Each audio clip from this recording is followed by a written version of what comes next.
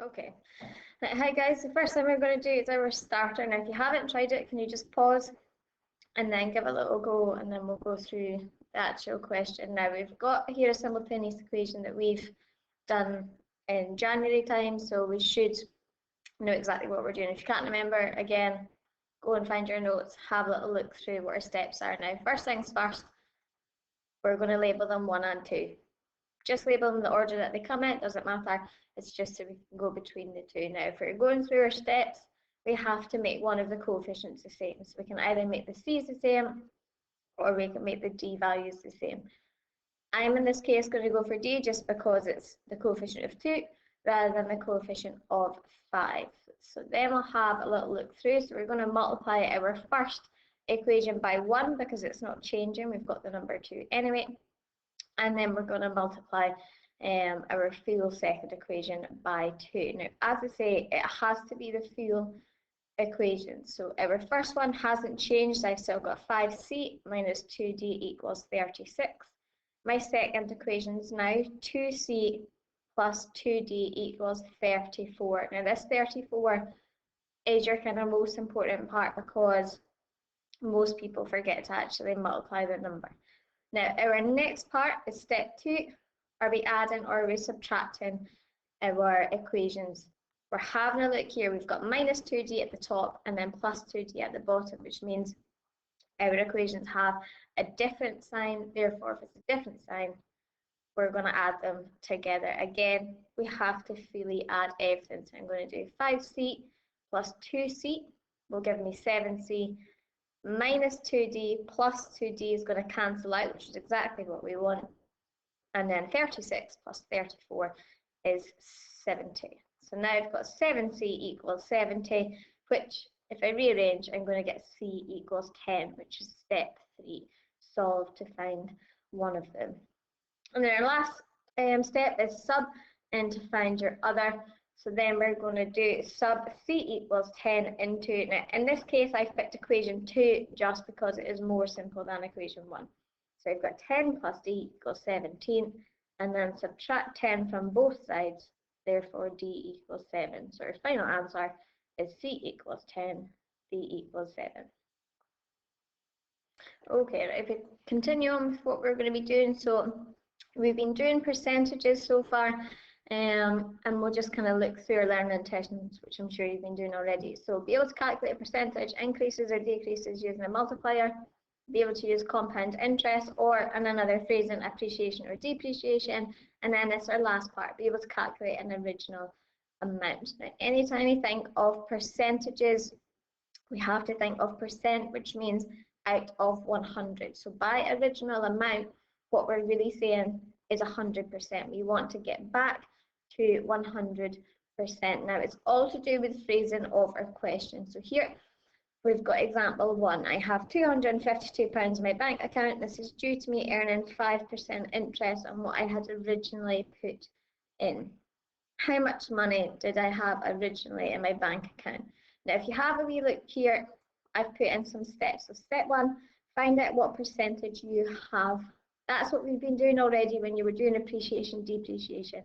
Is it going up? Is it going down? We add on or we subtract it from 100. We're still going to be doing that. Step 2, we're going to set that to the amount given. So rather than trying to find out what it would have been, we are now working backwards to find out what we started with.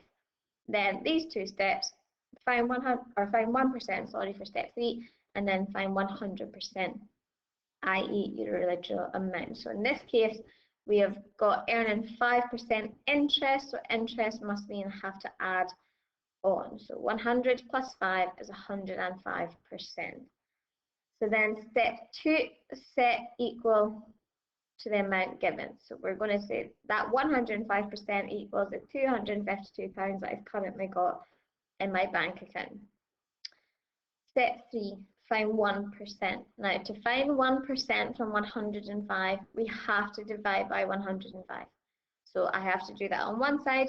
I also have to do it on another. Now, I've put in these little arrows to show my step guides like we would an equation. You could also put a line of work in 1% equals 252 divided by 105.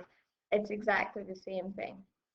And then this last step here, from going from 1% to 100%, we're going to times by 100. That is always going to be the same. Once you've got 1%, we times it by 100 to get around 100%. So in this case, 252 divided by 105 is 2.4.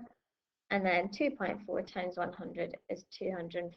And then that there is our final answer. We always have to follow through these steps of working. Now there is another example here. So here we've got Junior received an 8% pay rise. His new salary is £19,656. What was his original salary? So we've got 100 plus our pay rise. So 100 plus 8 to get 108%. And then again, step 2, set equal to the amount given. So 108% equals 19,656. We divide by whatever this percentage is. So divide by 108, which gives us 182 for 1%. And then again, just like last time, same as always, times by 100 to get £18,200 would be his original salary. And then example 3, it doesn't matter whether it's increasing or decreasing. So I bought a car 3 years ago.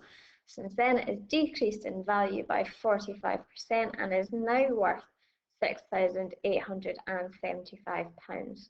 How much did I pay for the car? So in this case, because it's decreased in value, it means it's gone down. So we're going to do 100%, take away 45% to give us 55%. Step 2, set equal to our value. So 55% equals what it's now worth, 6,875. And then we're dividing each side by our percentage. So before it was 105, then 108. This case it's 55. So divide by 55 to get 125 as 1%. And then times by 100, we'll get £12,500 as our final answer. Now, I know I've gone through those examples relatively quickly. I've also put in the PDF of the working so you can take your time going through them. Hopefully it will all make sense. If it doesn't, please, as I say, just send me an email. Now here is our work that we're going to do. So it's your National 5 textbook, page 27, and then question 1 to 9. Now please make sure you check your answers at the back, just so that we know exactly if we're getting it right, or the other way, if you're getting it wrong, please let me know and send me an email, and then we can go through it together.